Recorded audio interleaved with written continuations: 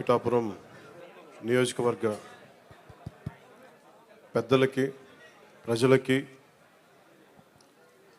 టీవీలో చూస్తున్న రాష్ట్ర ప్రజానీకానికి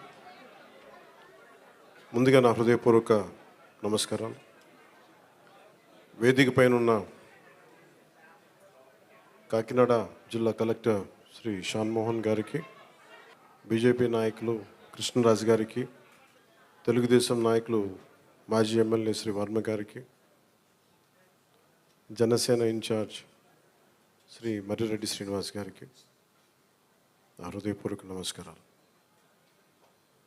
కాకినాడ రూరల్ ఎమ్మెల్యేన పంతం నానాజీ గారికి కూడా నా హృదయపూర్వక నమస్కారం.